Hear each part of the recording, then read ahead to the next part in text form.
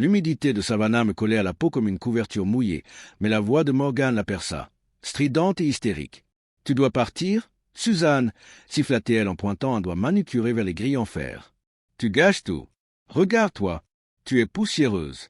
Tu plombes l'ambiance. » Je regardais mon fils, Caleb, qui examinait ses mocassins, silencieux comme une tombe, refusant de croiser mon regard. Je ne suppliais pas. Je ne demandais pas pourquoi. Je serrais mon sac à main, tournais le dos à la vue à 65 000 $ que j'avais payé et m'éloignais. 30 minutes plus tôt, j'avais foulé cette pelouse pleine d'espoir. C'était la soirée blanche de bienvenue, le coup d'envoi exclusif d'un week-end que j'avais entièrement financé. Le soleil tapait fort sur la pelouse impeccablement entretenue. Tout était immaculé, nappe blanche, fleurs blanches, tenue blanche. Je portais une robe midi en soie crème que Morgan avait approuvée par SMS 3 semaines auparavant. Cela m'avait coûté plus cher que ma première voiture, mais je voulais être comme tout le monde, être la mère dont il serait fier. Alors que je m'approchais de la table d'honneur, Morgan s'interrompit en plein rire, me dévisageant du regard, et son sourire s'effaça. Elle ne chuchota rien. Elle annonça à sa table de demoiselles d'honneur et d'influenceuses. « Suzanne, tu as l'air négligée. Ce crème paraît jaune sale à côté de nous. Tu dénatures complètement l'image de la fille propre et soignée. Va-t'en, s'il te plaît. Tu déprimes tout le monde. » Je me figeai, le visage en feu, et regardai Caleb, le garçon que j'avais élevé seul, protégé de toutes les duretés du monde. Il prit une longue gorgée de bourbon, fixant la mousse espagnole, évitant mon regard. C'est à ce moment précis que tout a basculé.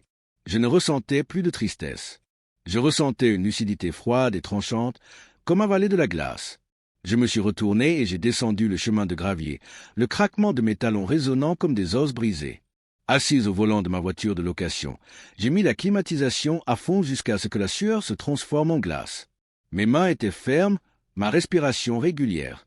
J'ai fouillé dans mon sac, j'ai sorti mon ordinateur portable, luisant comme une arme, et je me suis connecté au portail principal des fournisseurs que j'avais configuré pour gérer les paiements.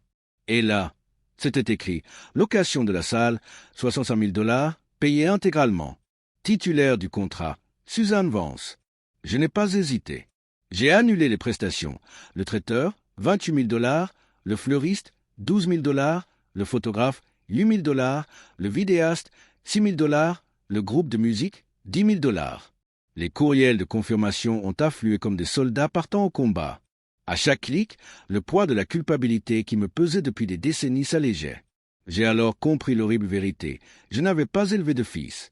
J'avais élevé un client, lui apprenant que mon amour était une ressource à gérer, ma présence facultative, ma carte de crédit indispensable. Les larmes me montèrent aux yeux, mais je les retins.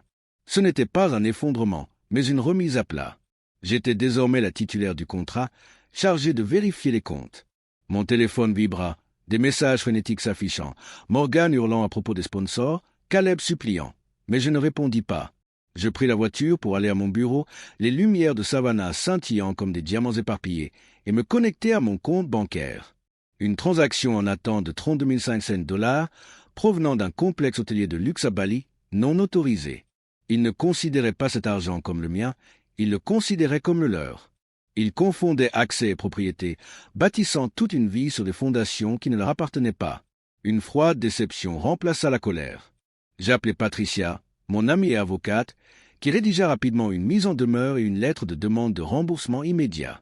J'ai alors examiné le compte joint que j'avais ouvert pour Caleb, avec 50 000 $ destinés à un acompte, et j'ai tout retiré, coupant ainsi le dernier maillon de la chaîne. L'étau se resserrait.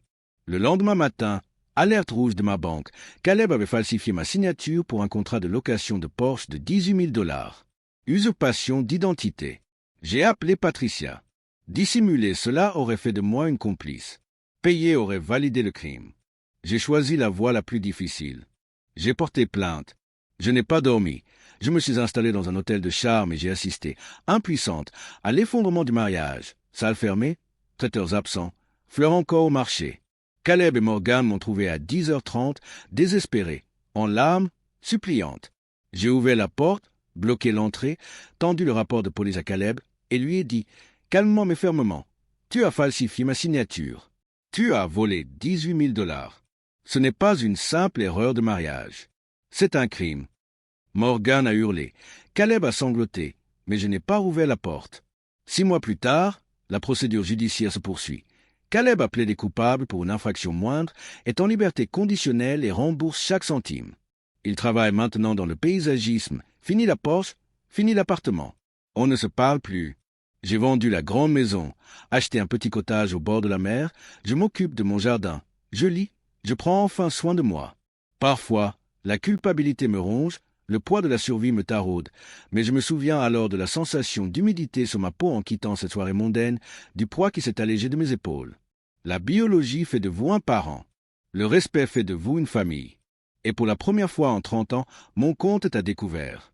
Assis sur ma véranda, je sirote un thé et j'écoute le vent dans les palmiers. Le calme règne. Pas de drame, pas d'exigence.